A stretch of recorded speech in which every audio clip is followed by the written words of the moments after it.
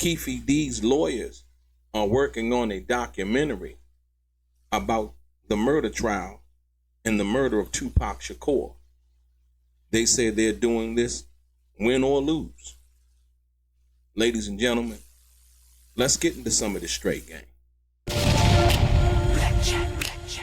Life is like those cards. It's not what you dealt, but how you play it.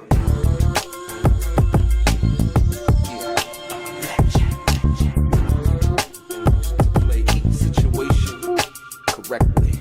I remember they used to laugh at a brother.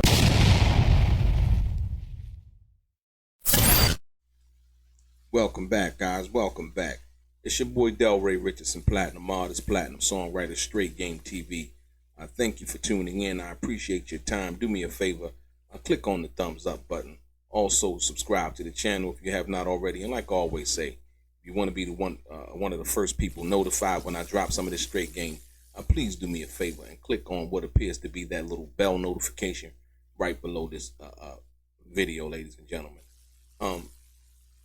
Is this a money grab? Profiting from the murder of Tupac Shakur, ladies and gentlemen. This just in. Like I said, what's up, family? We're gonna do it like this. You already know what it is.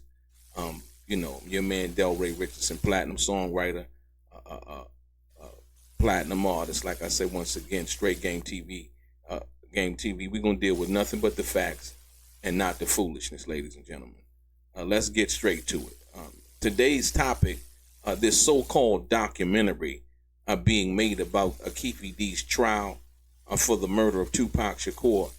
And let me tell you right now, in my opinion, this ain't about truth. This ain't about justice. This is about a money grab, straight up and down. Ladies and gentlemen, let's be clear. What got Keefe D into the trouble that he's in right now is actually talking on camera and communicating through a book, which, you know, understanding now what we understand about the situation involving him having a proffer deal at the time and not really supposed to talk and be basically given a sweetheart deal in regards to the murder of Tupac Shakur. And they gave him the deal of a lifetime. They're now going to do a documentary covering the trial, behind the scenes, and everything that's alleged to be going on, or all of what has been said, and trying to, I guess, cover it, if you want to call it that way. So here's the setup. Duane Keefe D. Davis, we know, has been locked up since September 2023. Charged with being the mastermind behind the 1996 Vegas drive-by that took Tupac's life. Now, while he's fighting for his life in court, right? His lawyers, Michael Pandulo and Robert Droskovich, have decided to team up with documentary filmmaker Richard Bond, better known as R.J. Bond. Yeah, that R.J. Bond. The same guy behind this documentary that came out not too long ago. The documentary series that's been floating around in hip-hop true crime corners for a few years now, if you will. Like I said, once again, the thing that bothers me about this is there was a couple of things. I had, in all candid and honesty, R.J. Bond had contacted me not too long ago. And I sat down with him. This was about 2 years ago, if you will. And I sat down with him, and he was trying to convince me to participate in one of his documentaries. And I was like, I don't just say anything and get on camera and say anything. And you know what I mean? From that perspective, and it's not just about money.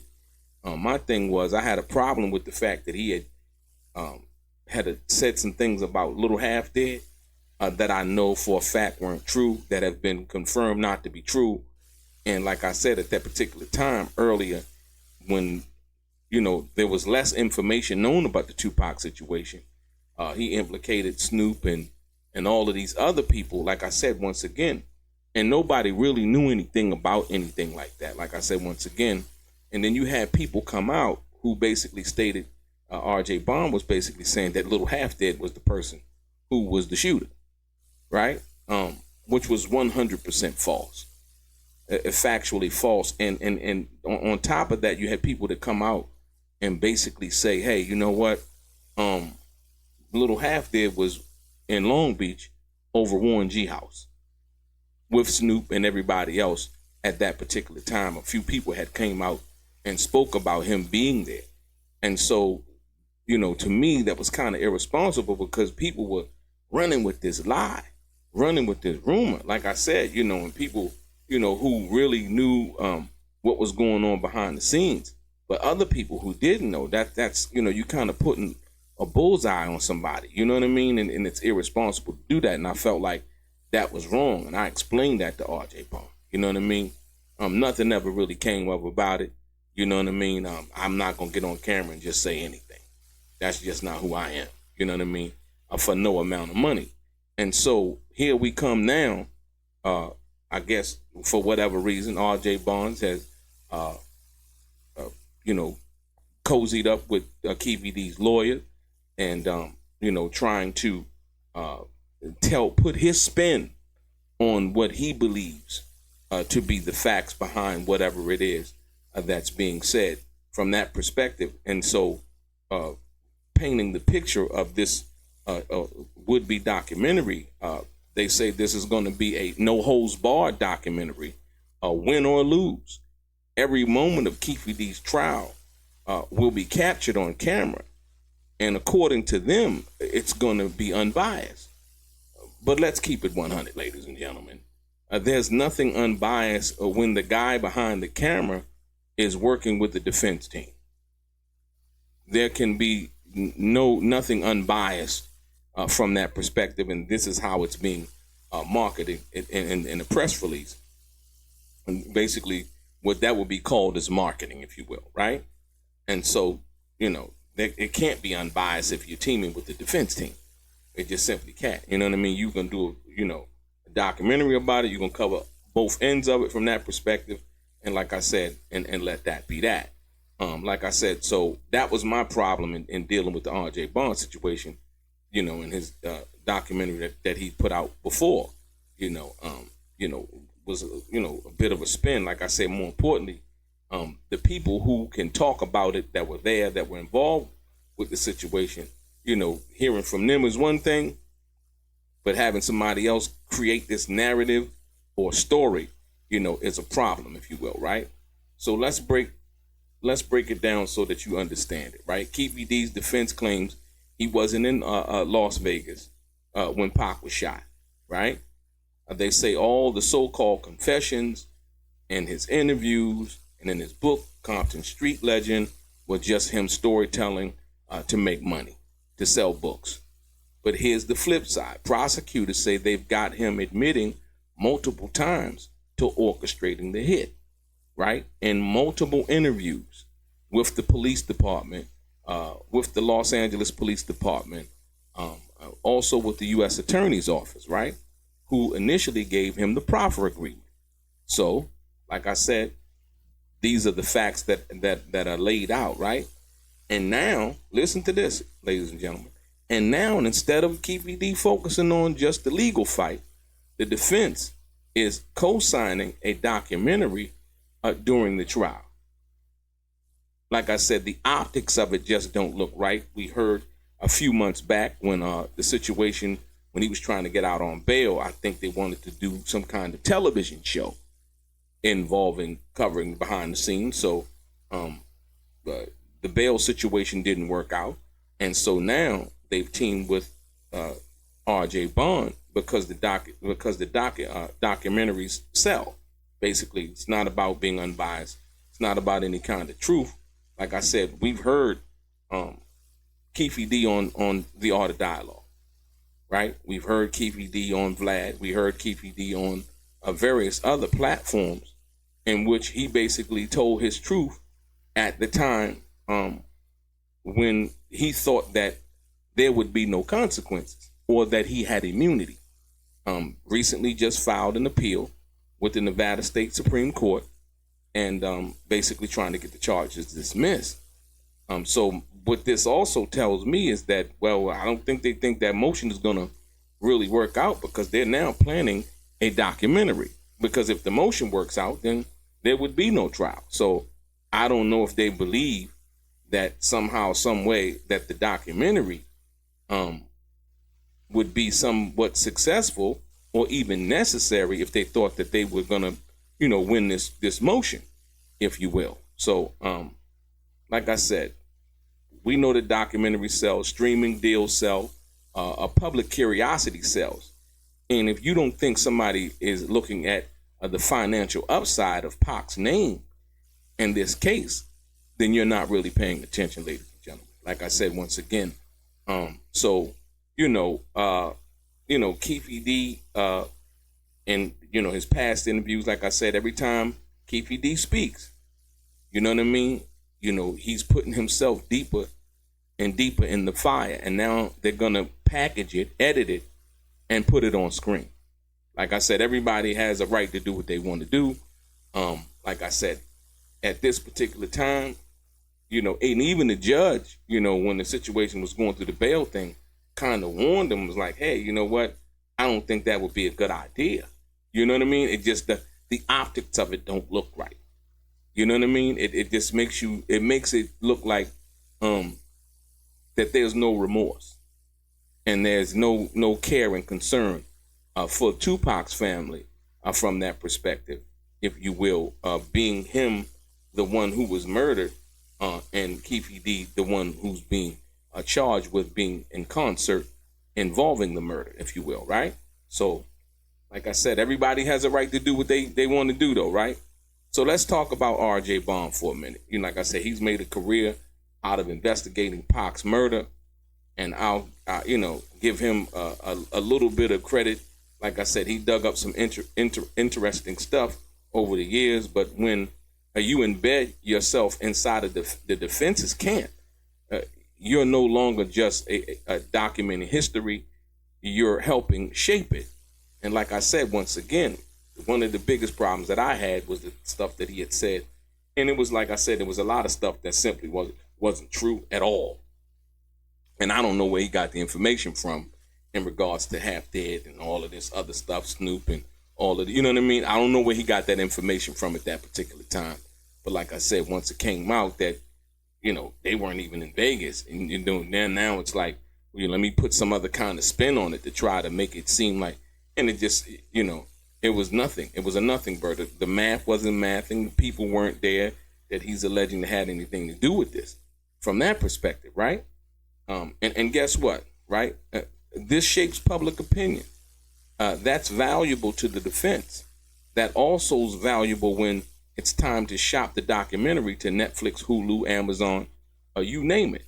Like I said, but everybody has a right to do what they wanted to do. So, and like I said, from the attorneys who are, I guess, greenlighting it on Keefe D's behalf, basically said they're going to work on the documentary, win the trial or lose the trial. So, this is what's going on. And like I said, here's the part that doesn't really sit right with me. This is still the murder of Tupac Shakur, right? We're talking about. This man's legacy has been exploited every way imaginable. And now, decades later, while his family and fans are still waiting for the full truth, we've got people turning his murder into a media product. Like I said, not just turning it into a media product, telling a story about it from a storytelling perspective from people who were close to him, right? But his own murder trial, involving the murder of Tupac Shakur from that perspective. So, like I said, but don't get it twisted. I'm not saying the story shouldn't be told. I'm not saying that. But when you see cameras in the courtroom and exclusive behind the scenes access being promoted before the trial even starts, that's not about justice. That's about profit, right? Like I said, but This is a free society, and like I said, we live in a capitalist society, and people will do what they will do, right? So, hey, chime in and tell me what you guys think. Keefe D trial, as we know it, was supposed to start this year, but it's been pushed back to February of 2026 because the defense says they have new witnesses and evidence that could change the outcome. You know what that means. 2 more years to build hype for this documentary, or should I say a little bit under a year, if you will, to build hype for this documentary. And like I said, in a couple of more months, basically to try to control the narrative, which I don't really think is going to work. But like I said, what do I know? I think the attorneys, would think like they said, win or lose, they're going to do the documentary. So like I said, and let me ask you something. If you believe Keefe D is innocent, why are you spending time making a documentary instead of just fighting the case in court and letting the truth speak for itself? You understand what I'm saying? When you think about the big picture, right? If they believe, as Keefe D's attorneys, that he's innocent, why are they not spending time? Why are they spending time to making the documentary instead of just fighting the case in court and letting the truth speak for itself? But like I say, they say win or lose. They're gonna cover the trial. Like I said, I don't think it's gonna sit well with the judge. I don't think it's gonna sit well with the jury. And you can best believe that the prosecution is gonna use this as a weapon in court. Like I said, once again, I think the ultimate situation, it involves Keefe D, if you will. You know what I mean? Whether he wanted this to happen, evidently he's in agreement with it. So, hey, we're going to see, what turns up. Like I said, in the end, I think this whole thing shows you exactly how deep the industry or some people in the industry will go to monetize tragedy, if you will. And the sad part, whether Keefe D wins or loses, whether the documentary clears his name or not, the people behind the cameras will get paid. The streaming platforms will get paid, and Pac stays gone. His mother, his murder still becomes just another content piece in somebody's catalog, if you will. Like I said, ladies and gentlemen, I'm your boy Delray Richardson, ladies and gentlemen, Straight Game TV. Drop your thoughts in the comments. Do you think this documentary is about getting the truth out, or is it just another hustle off of Tupac's name? Don't forget to subscribe to the channel, hit the like button, and ring that bell so you don't miss none of these facts when we drop them. Like I said, once again, I don't know, man. Another documentary. I just can't see it. It's like RJ Bond with the Tupac thing. Like I said, once again, what threw me off was when he tried to say that a little half did had something to do with the murder of Tupac Shakur, and it wasn't true. You know what I mean? He was naming other people in his other documentary, and it just simply was not true. And like I said, he has still yet to apologize or come out to make any kind of clarification or clearing statement in regards to that. Like I said, people were running with that. Like I said, just random people on the internet. And like I said, that's irresponsible. That's not good documentary work. That's speculation. It's untruth. It's a misrepresentation of the facts. Once again, let me be clear. You got to understand why I say that. The reason why I say that, because now Keefe D is on trial for the murder of Tupac Shakur. So that makes what RJ Bond said in his other documentary totally false. And how does now he reconcile that with now being a part of a documentary that's being covered involving the trial of Tupac Shakur's murder, and Keefe D being on trial for that murder, when he said that, in fact, and emphatically, that Little Half did had something to do with that. You got to think about that. So that's what really spawned me to make this video. Like I said, once again, ladies and gentlemen, I appreciate your time. I appreciate your energy. Do me a favor. Subscribe to the channel, like I said. Tell me what you think in the comments. Your boy Delray, straight gang. Life is like some cards. It's not what you dealt, but how you play it.